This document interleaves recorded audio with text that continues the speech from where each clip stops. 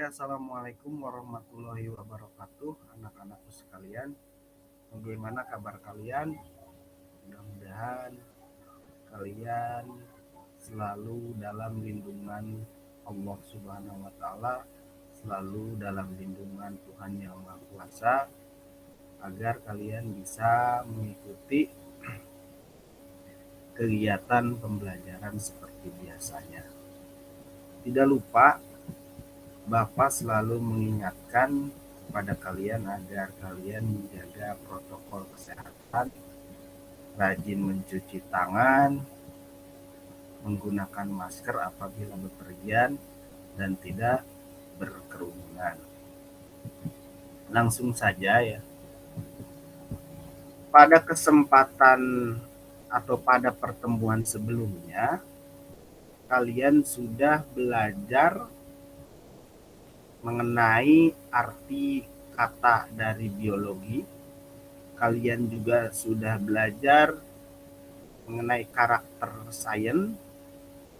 Terus ada lagi cabang ilmu biologi, dan juga kalian sudah belajar mengenai penemuan-penemuan atau produk-produk yang dihasilkan oleh ilmu biologi itu sendiri, mulai dari bidang peternakan, ada inseminasi buatan, terus ada juga bidang kedokteran, ada vaksin, ya, terus ada juga di bidang lingkungan, mulai dari pembersihan minyak, tumpahan minyak yang ada di laut, yang dibersihkan menggunakan makhluk hidup yaitu bakteri, dan penemuan-penemuan yang lainnya. Oke. Nah, kita lanjutkan materi ruang lingkup biologi. Nah, di sini ada sikap ilmiah yang harus dimiliki dalam belajar biologi atau sains. Di sini ada beberapa. Di antaranya yang pertama ada peka dan kritis. Nah, sebagai pelajar yang mempelajari biologi, kita harus peka dan kritis. Peka ini artinya mudah merasakan ketika ada sesuatu hal yang terjadi di lingkungan kita. Serta kritis, ketika kita sudah merasakan sesuatu yang ada di lingkungan kita, maka kita harus kritis mengenai apa-apa yang terjadi di lingkungan sekitar kita, mulai dari kemunculan fenomena-fenomena alam, kemunculan misalkan kejadian-kejadian makhluk hidup dan lain sebagainya. Pokoknya kita harus belajar peka dan kritis menanggapi sesuatu yang ada di lingkungan sekitar kita. Poin yang kedua adalah tidak percaya tahayul. Tidak percaya tahayul karena tahayul ini merupakan sesuatu yang dipandang tidak nyata. Tidak nyata, wujudnya itu tidak nyata. Jadi sebagai pelajar yang mempelajari biologi atau sains, kita tidak boleh percaya akan adanya tahayul atau sesuatu yang tidak nyata atau bohong. Poin yang ketiga, memiliki rasa ingin tahu yang tinggi. Nah, rasa ingin tahu yang tinggi ini merupakan karakter yang lumayan cukup penting ya di dalam siswa dan siswi atau pelajar yang mempelajari biologi ini. Mengapa rasa ingin tahu ini penting? Karena dari rasa ingin tahu ini, maka kita akan mendapatkan suatu informasi yang lebih lengkap dan kompleks.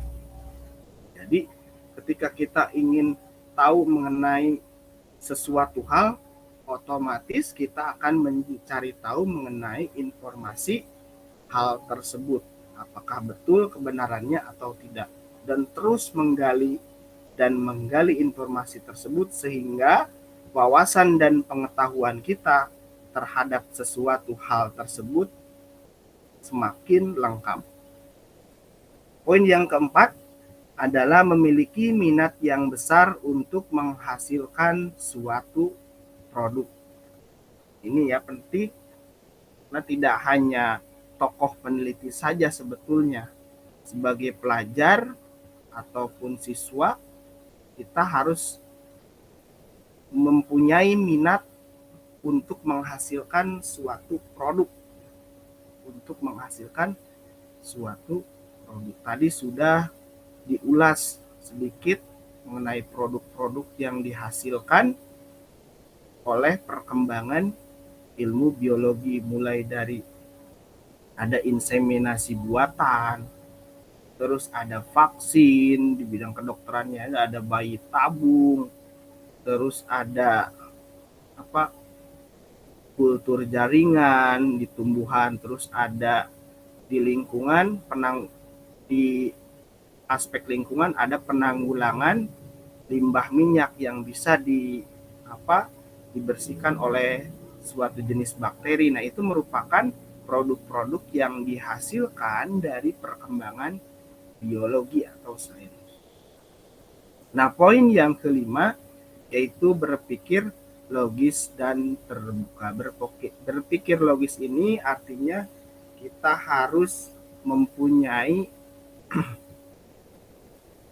daya nalar terhadap sesuatu yang masuk akal atau logis, masuk di akal atau logis.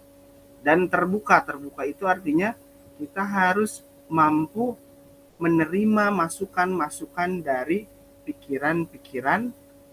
pemikiran orang lain terhadap sesuatu hal. Jadi kita harus berpikir logis, masuk akal, dan menerima masukan-masukan atau pemikiran dari orang lain terhadap sesuatu hal. Nah, itu. Poin yang keenam yaitu jujur dan objektif. Jujur ini apa adanya, dan objektif ini sesuai dengan objek atau kajian yang kita teliti. Tidak boleh kita dicampuri oleh orang lain terhadap suatu kajian atau penelitian yang dilakukan oleh kita. Harus objektif, tidak boleh subjektif. Yang ketujuh, teliti, tekun, dan tidak mudah putus asa. Karena dalam belajar biologi ini termasuk pelajaran yang harus memiliki pemikiran yang cukup tinggi, maka kita harus tekun, harus teliti, dan tentunya tidak mudah putus asa. Karena apabila dalam mengkaji atau meneliti sesuatu hal dalam aspek biologi dan mempunyai sikap yang putus asa, maka hasil dari penelitiannya tidak akan tercapai. Poin yang ke-8 adalah optimis. Optimis itu sikap yang yakin. Optimis atau yakin, yang percaya di dalam dirinya bahwa ketika mempelajari sesuatu hal atau meneliti sesuatu hal, kita yakin akan menemukan jawabannya. Dan yang terakhir, hormat dan menghargai penelitian lain. Nah, ini sangatlah penting dalam sikap ilmiah ketika kita belajar biologi atau sains. Kadangkala kita tidak menghargai dan menghormati penelitian orang lain. Padahal orang lain juga dalam meneliti sesuatu itu bekerja keras dan penuh dengan pengorbanan ya. Nah, ini ya, hormat dan menghargai penelitian orang lain ini sangat-sangat penting. Nah, ini sikap ilmiah yang harus dimiliki dalam belajar biologi ya. Ada peka dan kritis, tidak percaya pada tahayul, memiliki rasa ingin tahu yang tinggi, memiliki minat yang besar untuk menghasilkan suatu produk, berpikir logis dan terbuka, atau menerima pemikiran orang lain, jujur dan objektif, teliti, tekun dan tidak mudah putus asa, optimis, dan yang terakhir, hormat dan menghargai penelitian atau hasil karya orang lain. Nah, selanjutnya di dalam belajar biologi ini, khususnya siswa, siswa ini menggunakan pendekatan keterampilan proses. Pendekatan keterampilan proses atau inquiry approach ini adalah cara yang diterapkan untuk menemukan sendiri fakta dan konsep ilmiah dengan melibatkan secara maksimal seluruh kemampuannya. Keterampilan proses antara lain mencakup antara lain ada yang pertama klasifikasi objek atau mengklasifikasikan objek. Nah, ini pendekatan keterampilan proses ini cocok diterapkan kepada kalian sebagai pelajar, siswa dan siswi dalam belajar sains atau khususnya biologi. Ini menggunakan pendekatan keterampilan proses. Nah, yang pertama, pendekatan keterampilan proses ini, yang pertama ada susunannya ya, susunan kerangka berpikirnya. Yang pertama ada mengklasifikasikan objek. Nah, mengklasifikasikan objek ini adalah kegiatan mengelompokkan objek berdasarkan kriteria tertentu yang ditetapkan. Jadi kita harus bisa mengelompokkan suatu objek dengan kriteria tertentu yang ditetapkan. Kalian harus mempunyai alasan mengapa ini satu kelompok dengan ini. Mengapa, misalkan contohnya gini, mengapa kucing satu kelompok dengan bisa dikelompokkan dengan harimau. Mengapa kucing bisa dikelompokkan dengan harimau? Nah, contohnya seperti itu. Nah, kita harus mempunyai alasan dan kriteria mengapa kucing dikelompokkan dengan harimau. Nah, itu contohnya. Poin yang selanjutnya dalam inquiry approach ini adalah mengajukan pertanyaan. Ide penelitian biasanya muncul dari rasa ingin tahu yang tinggi. Maka dari itu akan muncul suatu pertanyaan. Contoh kasusnya, setiap hari Minggu Amir memancing ikan di danau Telaga Warna. Amir mengamati ada keanehan di danau tersebut, yaitu warna air danau yang berubah-ubah. Kemudian timbul beberapa pertanyaan. Mengapa warna air berubah-ubah? Apa yang menyebabkan timbulnya perubahan warna di danau tersebut? Nah, ini merupakan poin yang kedua adalah mengajukan pertanyaan.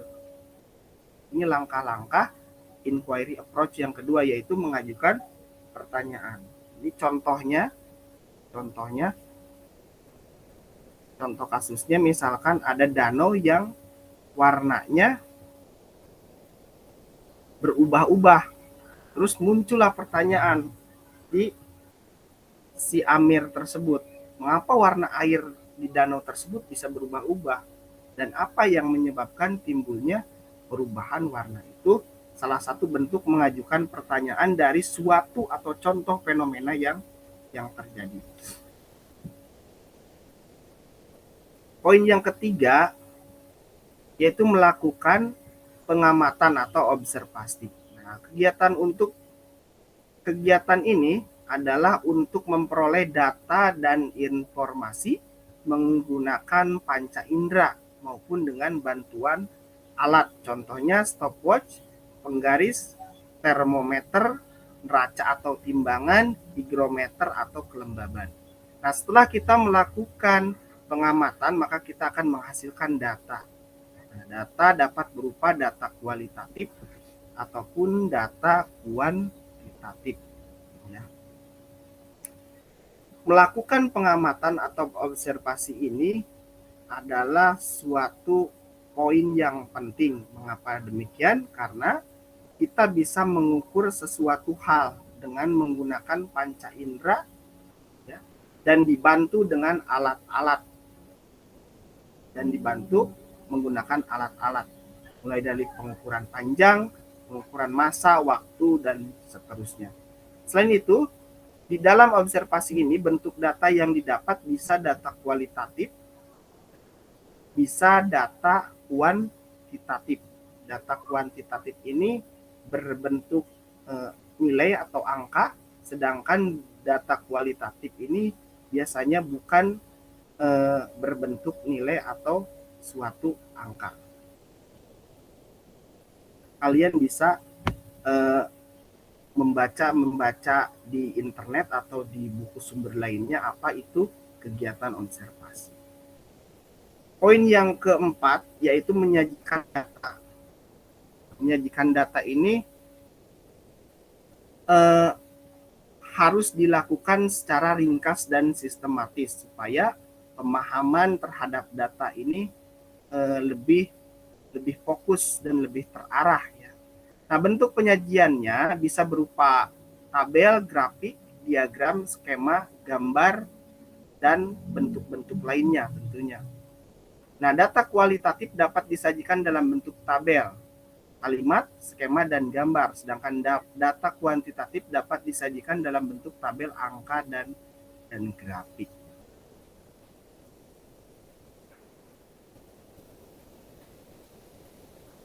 Nah, poin selanjutnya yaitu menafsirkan data. Setelah kita tadi menyajikan data, selanjutnya kita menafsirkan data karena kita harus menjelaskan hasil dari data yang sudah kita temui. Nah, memberi arti atau makna data hasil pengamatan yaitu dalam menafsirkan diperlukan acuan, misalnya teori yang sudah terjadi. Ketika kita menafsirkan data, maka kita harus mempunyai acuan atau gambaran mengenai data tersebut.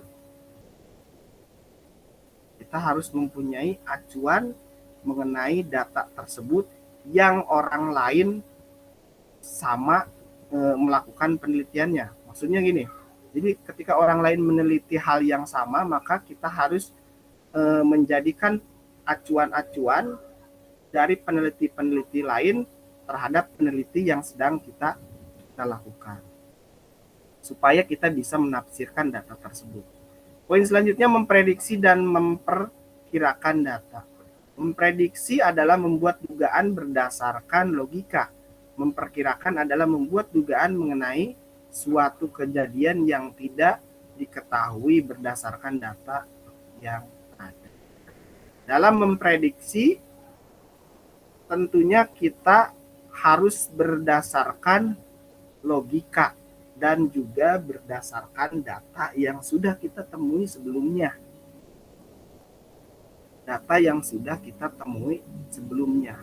Ketika kita sudah mempunyai data yang tadi kita dapatkan, maka kita bisa memprediksi sesuatu hal yang sedang kita teliti. Sedangkan memperkirakan adalah membuat dugaan mengenai suatu kejadian yang tidak diketahui berdasarkan data yang ada. Nah, kalau memperkirakan ini tidak berdasarkan data ya. Jadi ada perbedaan. Kalau memprediksi ini harus berdasarkan data dan logika. Sedangkan memperkirakan tidak harus berdasarkan data. Poin selanjutnya, mengidentifikasi variabel dalam percobaan tersebut. Nah, pasti ada beberapa variabel. Nah, variabel dalam percobaan biasanya dibedakan menjadi 4, yaitu variabel bebas, variabel terikat, variabel kontrol, dan variabel pengganggu.